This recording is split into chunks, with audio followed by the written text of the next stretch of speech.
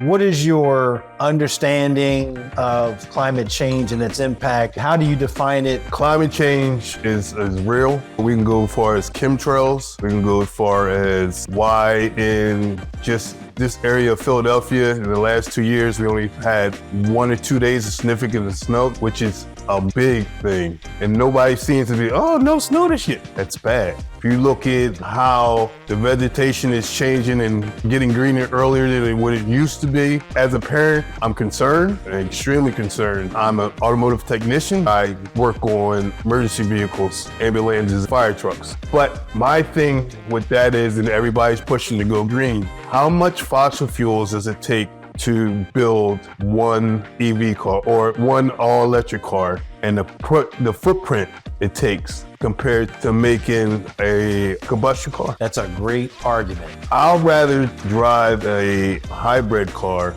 than an electric car. Energy, you think we'd be sick? I'm running out of energy. See, we use that all. What up, world? It's Legrand. Welcome to another episode of Keep That Same Green Energy. I have a guest with me today. I will allow that guest to introduce himself. Peace and love. My name is Darren, your average blue-collar worker. That is not true. Sure. So welcome to this episode. I've asked Darren to join me.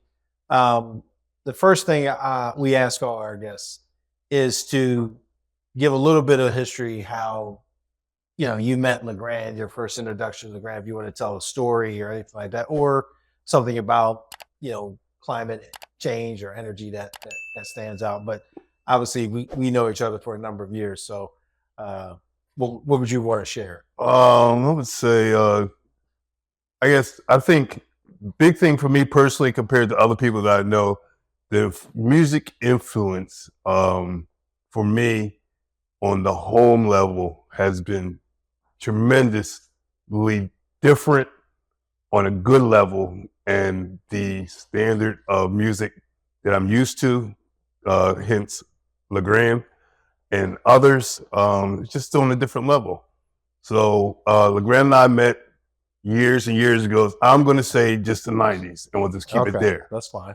That works. One of the good memories that Legrand and I had, one of many, I would say, is going to IUP for a concert where he opened up for the Lost Boys.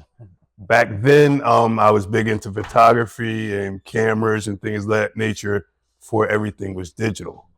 So I remember we drove. It was like Gordon Parks back then. Yeah. Everything, black and white photos. I used to do it all. Develop my own film and all that.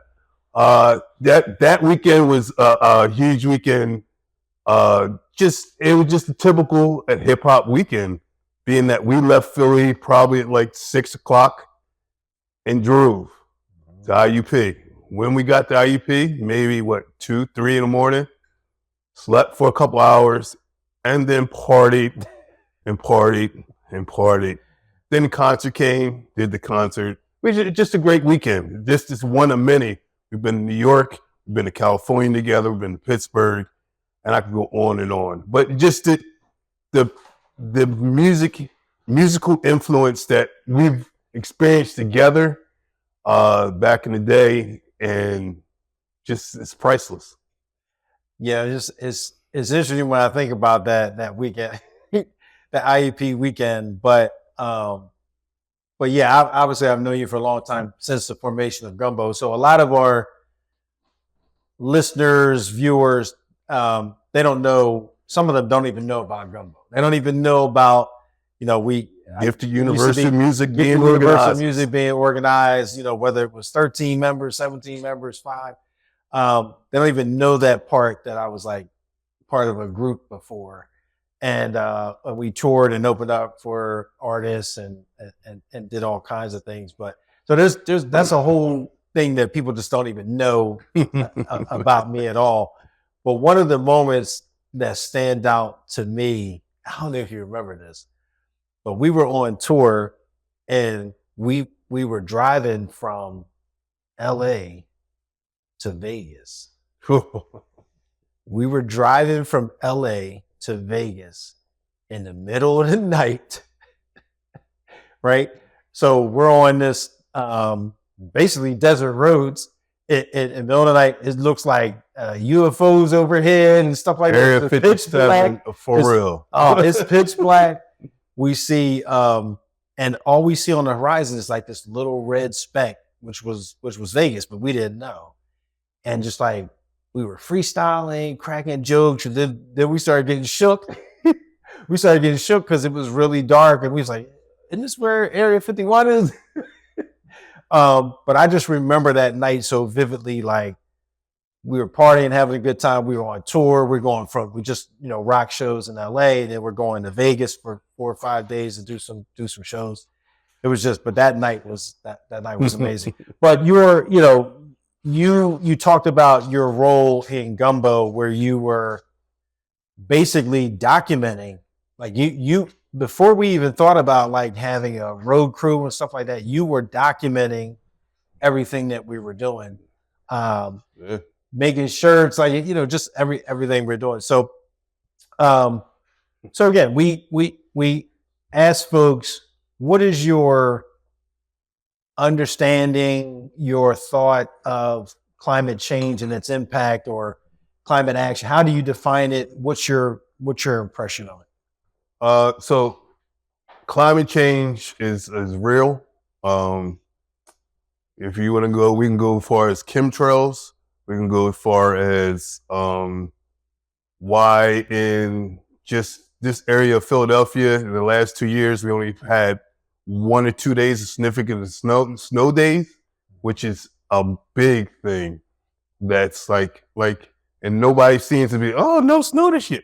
That's bad. If you look at how the vegetation is changing and, getting greener earlier than what it used to be, how the annuals, how you used to have annuals that will come up, let's say now they've been up for a month already, which it's just not good at all. And I'm as a parent, I'm concerned, extremely concerned. Now, my profession, I'm an automotive technician, and I've worked in, let's say, I've done so many years in like Pep Boys, which is just working on all types of makes and models. Then I moved to GM, where I was working on GM stuff for a while. Now, currently, I'm in the fleet facility where I work on emergency vehicles, ambulances, and fire trucks. But my thing with that is, and everybody's pushing to go green, green, green. How much fossil fuels does it take to build one EV car or one all-electric car, and the footprint it takes compared to making a combustion car? Great. That's a great argument. So, and obviously, I'm not going to challenge you here. I'm not saying it, but if you look at, you're a mechanic. You work on combustion engines. You don't work on EV engines.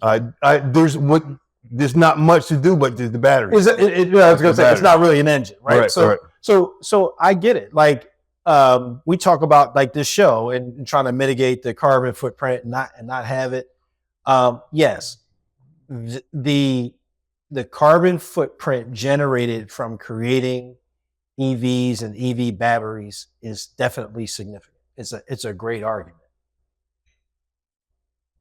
I don't have the numbers to say relative to what fossil fuels is generating in emissions versus what the emissions are when you're creating EVs. I just know, as somebody that spent 12 years in the power industry, there is not necessarily a solution to climate change coming out of fossil fuels by themselves. So the argument that can be made, yes, the carbon footprint is significant when you're creating EVs, but the EVs are a solution at least to zero emissions. Whereas the general fossil fuel emissions is just that they're doing some things in terms of recycling and creating gypsum. They're capturing some of that carbon and creating gypsum and making floorboard and paneling and stuff out of it. So they're trying to at least capture it, but it doesn't necessarily go back to climate action. But it's a very good argument to make, and I think a lot of our listeners, viewers, folks that are out there that challenge, climate action and what we're doing, they're like, it's like our discussion about recycling the last night. What are we doing it for? But that's a good stat. Like that may be something I take back and try to report in a later episode and just have some numbers to see what exactly, what are the emissions ratings coming out of plants that are like the Gigafactory in Texas that's generating those batteries. What's those emissions looking like versus, a fossil plant in P4 plant in Wisconsin. So on the automotive side of things, from my aspect, I'll rather drive a hybrid car than an electric car, all electric car. Your reason being?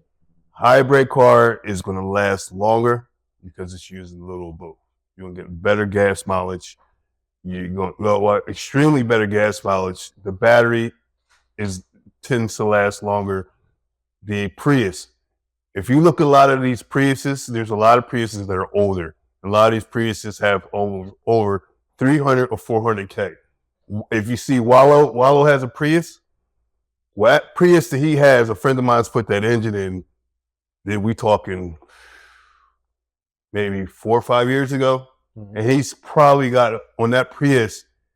Now at this point, he's at the point where he's got so many different other cars, but he still has that Prius. That Prius probably has got 500,000 miles on it, and there's nothing wrong with the car.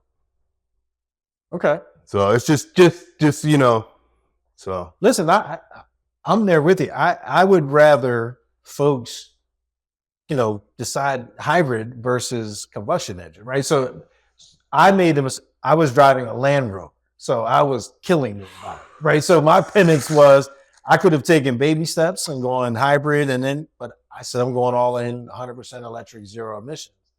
Everybody can't do that, but my preference would be do something like we talked about on one of the other episodes. If you go hybrid, yes, you're flexible, right? So if the power grid goes down, you can still operate. I get that. But if we're talking about carbon neutrality, right, then you're still having a carbon print.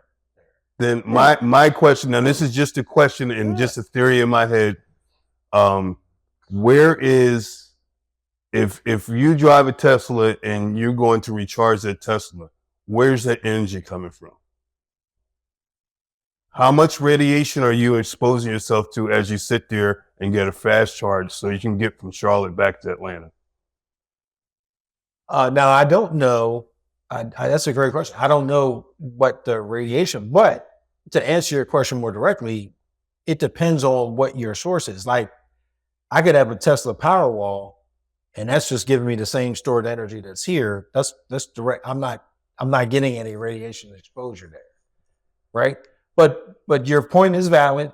When you go to these supercharging stations, and somebody that just spent 24 hours at them, and I have unlimited supercharging, which is not everybody does, but I don't think of I hadn't thought about the radiation exposure because I don't typically sit in the car. You know what I mean? Not saying you in general, but the normal Karen over here or Pete over here, Yep. And they do. And they do. Some of them do sit in the car while it's charging for 20, 30 minutes. I was conditioned to think that when you're traveling, when you're traveling long distances and stuff like that, it's just like when you had a combustion engine, you went in, go to the bathroom, grab a snack, whatever, you get back in and go out. The same thing with Tesla or EV drivers is, you don't just kind of sit in the car while it's charging. Now, I will tell you, as a Tesla owner, there's a little bit of the Teslarati out there where the Teslarati likes to socialize at these at these charging stations. So you'll see like, we typically kind of gather around and just chat and chop it up. But there are a lot of folks that are just like, I'm going to sit here in this car, get exposure, and go on. But the radiation exposure to us is not necessarily impacting climate change one way or the other. But it's still, it's still a health issue.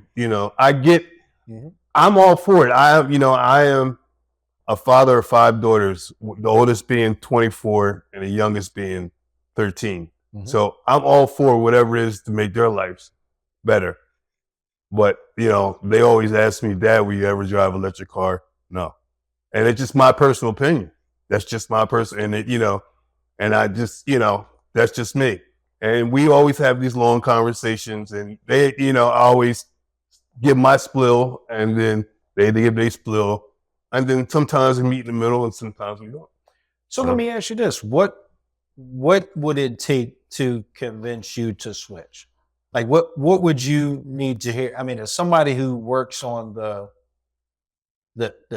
technology on the combustion engines and very little engine to deal with in EV space.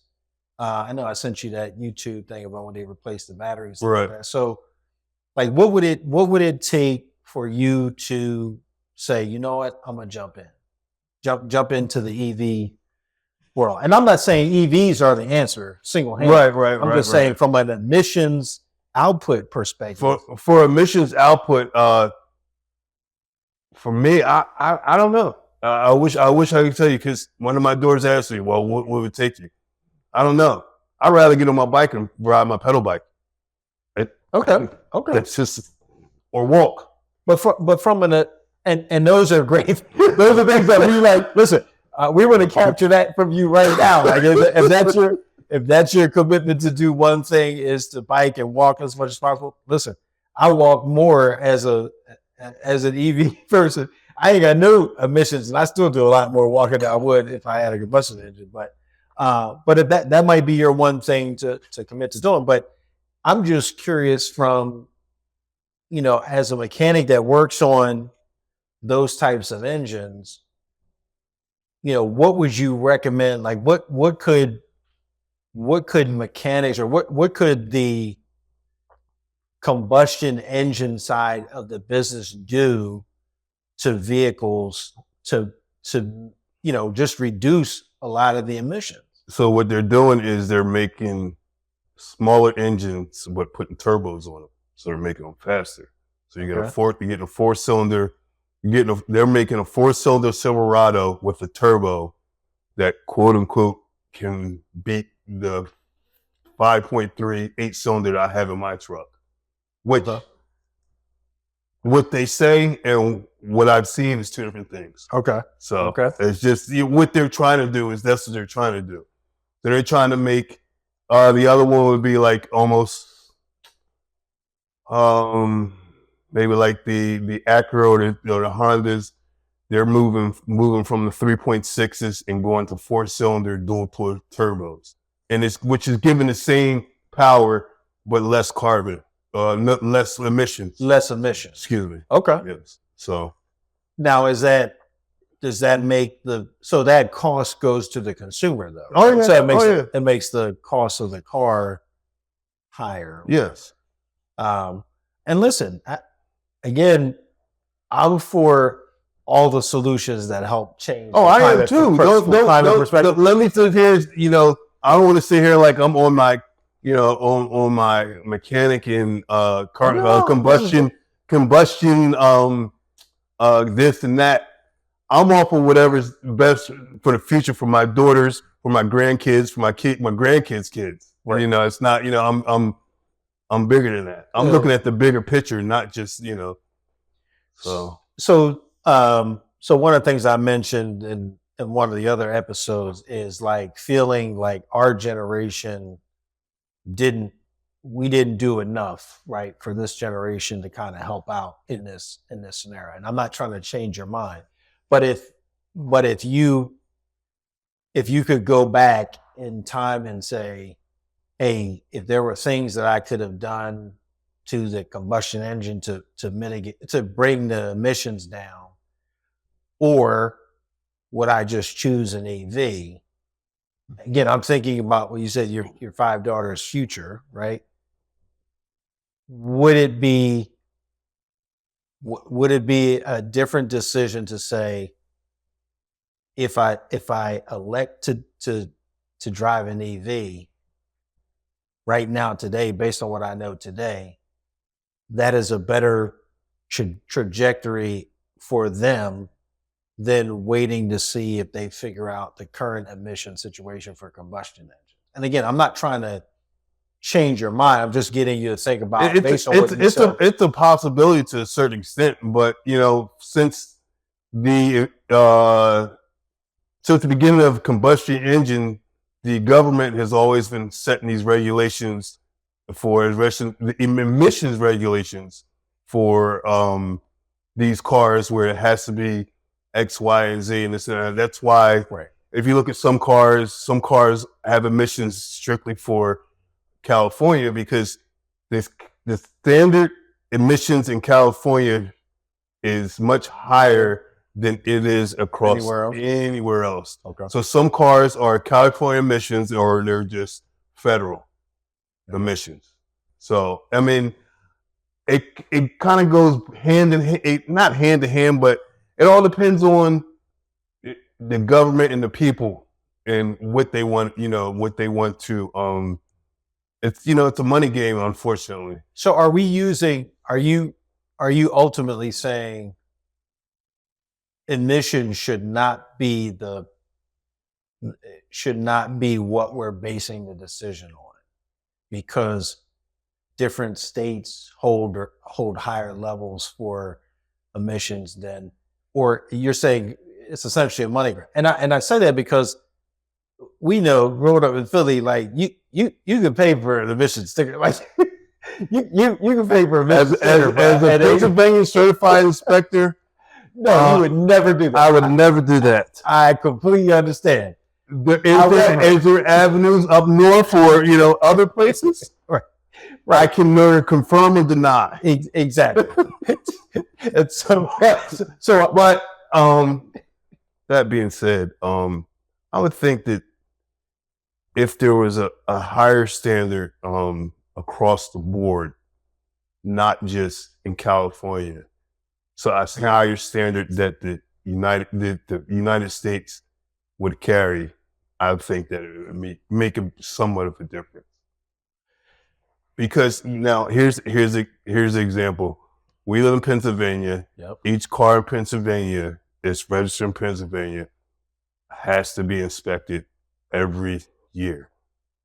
If you live in Florida, you don't have to do that. So I lived in Florida for a couple years, and I worked in cars in Florida for a couple years. The difference, mufflers hanging off, people didn't care. They just kept driving. Yep. Until it got to a point where, they had to come bring it in because of X, Y, and Z. Right. Here in Pennsylvania, you have to. California, you have to. New Jersey, you have to. There's certain states that do, and some certain states that don't. I can tell you, I was in South Carolina for like 10 years. You could drive a tractor on the highway that is spewing smoke, and you would pass emissions. Mm-hmm. Mm-hmm. So you've got me thinking that emissions should not be the report card that we're using to try and solve, Mm-hmm. right? Because if you're telling me that the government is regulating the emissions, I mean, they basically could cook the books and say, oh, we've always been, our emissions as a nation falls under. If the automotive makers are Yeah.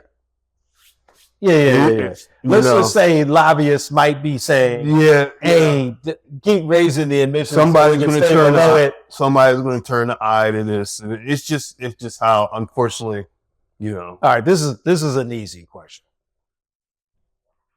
Why, in your opinion, and I think you may have given me the answer relative to money, but why do you think that if we have the capability to, I hate to use the term mitigate, but we have to counter climate change, why is it you think we don't do it? If we know that kids are having anxiety and suffering, worrying about the finite time they might have on this planet, why do we think that people are not doing it? Like why people are not trying to fix it? Like if you had to say one thing, what would you say there? Money. Because we think that there is more money in. No, it's not that we. It's just No. I'm thinking the powers that be. The powers that be can make more money from combustion engines and fossil fuels than they can from solar and wind. Yes, I'm all for it. Look, if I can get a house and put solar panels on, I'm all for it. I would love that, honestly and truthfully. Mm-hmm. I'm going to drive my combustion car, but I'm going to have solar panels on my house. Yep. So I think as a person, like I said, as a person that was considered a sheep in wolf's clothing in the power industry for years, I think consumerism is the answer, right? So if you think about like cable and streaming, if you give people the power to have their own wind farm or own solar farm and it's affordable and stuff like that, I think that would be easier for them to adopt, right? And we see that, right? We see that if you put solar on your house in some places, the grid will pay. Like the grid will say, hey man, you're not using this amount of energy. This is how much we've allocated. I'll give you a couple dollars. So if you're able to put solar on your house and they're paying you money back and you're not on the grid, you're gonna think, oh, what else can I do? I might put a wind turbine on my property or whatever. I think if we get to the point where we empower each individual consumer to do those things, I think that it will have a greater impact on moving the needle in the right direction towards climate action than waiting on the government. And I honestly don't think it's a money grab, because there's a lot of money to be made in solar. If you think about it, the maintenance cost, and again, I'm just using it. Everybody out there, don't crucify me. I only spent 12 years in nuclear plants and fossil. I know how, the power generation works, and relative to, steam and through a generator, if you've got solar, and I get it doesn't create as much, BTU, megawatts of power. But if you have everybody generating enough megawatts of power to run their own property and stuff like that, it's cleaner. It's less maintenance long term.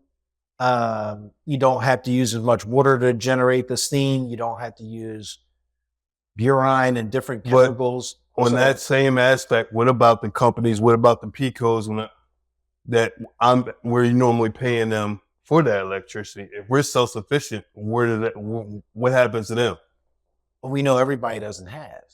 So we know there's always going to be a contingent of America that doesn't have enough to put the solar stuff on their house. So they're going to still need big power, right? There's going to be less stress on the grid. The grid will be easier to maintain because you won't have that much demand. And so again, this is pie in the sky, right? This is Chris Ross pie in the sky, thinking that that would all work. But I like to ask folks, what do they think is the reason why? So you already answered my question about making the pledge. You're going to pledge to get an EV, right? No, I'm just kidding. But I'm going to buy a Tesla and put an 8-cylinder in it. That's it. Right, because we've seen people take 8 cylinders and convert them to EVs. That might be interesting. You might. It's out there. I seen it the other day, and I was very impressed. You might be onto something. There's a lot of EV haters out there. Like they just and it's not a bad thing, but there's some people that are just like, oh, I just won't do it. Like, I just won't do it. And so they'd be like, yeah, just to add insult to injury, I'm gonna take a Tesla and convert it. Any final comments you have before we get into the final segment? Right. We could sit here for hours and talk. So again, now we get to the segment that I love is spill bars or fill jars. What say you? You got some bars you? I ain't had bars in years. all the freestyle sessions. And I'm always I'm that one that's in every session. You only hear a word from me. I'll be Venmoing, I'll be Cash Apping, I'll be Apple Paying somebody. Well, listen, but thank you. Yeah, no doubt. The influencer, even with my man Legrand, I would say would probably be Dilla, Doom. Yep. Him and I actually recently were talking about De La Soul. That argument. Hands down to the tribe. Just So. Yo, we should open that up to the audience. So, one of the arguments we've had for the past month is pound for pound, the best duo in hip hop between Q-Tip and Fife from A Tribe Called Quest versus Dave and Pazanews. Ain't nobody saying Dave and Pazanews. Now, and this is going back and forth. Yes, we love the tribe. This is a very difficult decision, but if you stand on business, you know that lyrically, Tip is dope, Fife was dope, Dave was dope. But listen, Dave and Paz, you're not beating them lyrically. The catalog is deeper. When you think about the influence of the themes of those albums on our lives, it's the same way the movie Coming to America influenced our lives. There's stuff from the De La Soul is Dead album that you say every day. There's stuff from Stakes is High. Like you just. But I'm not going to call out anybody's name, Greg Eldridge, who's definitely going to vehemently oppose what we're saying, and he's going to say Linden Boulevard all day. He's going to say Linden Boulevard all day. Johnny Cochran for the tribe. But I ask you, all of you that are watching, if you could go to keepthatsamegreenenergy.org and just place your bet. De La Soul, which is the clear winner, or A Tribe Called Quest and support Doc, DJ Nitty Gritty. That's all for this podcast. Stay tuned. We're going to go to the segment. I'm going to probably spit some bars, but we'll wait for him to cut the check as well. Love y'all. Keep that same green energy. Keep that same greenenergy.org, and we'll tune in next week.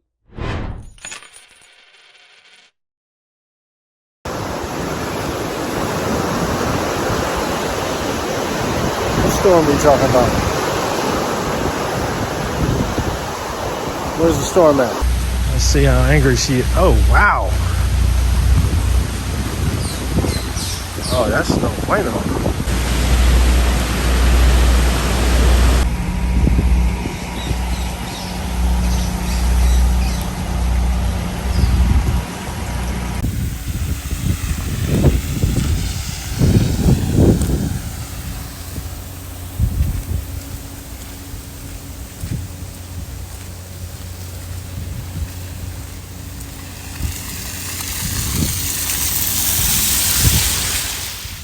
Keep that same green energy, spill bars and fill jars. Caliente remix. Podría ser como la mantequilla, siempre sigue mismo energía verde en mi sangre como sangría. Verdad, el bochinchero no con muchísimo dinero, pero porque no lo quiero, ay no requieres, hablo mucho mierda, como los hombres de Griselda, me tienes odito. y estas palabras escrito. Escúchame, soy bendito. La tierra necesita amor de todos. Si no nos amamos, se jodistamos. Por eso vamos a decir todo el mundo. Nuestro amor por el planeta es profundo. Un preso de la verdad. Quiero mi gente tiene libertad. Por lo Dios, sigue mismo energía. La música me da alegría. Conocen una melodía. Todo lo demás es porquería. Podría ser como la mantequilla. Siempre sigue mismo energía verde. En mi sangre como sangría. Tan loco, tan poco. Podría ser como la mantequilla. Siempre sigue mismo energía verde. En mi sangre como sangría. Tan loco, tan poco.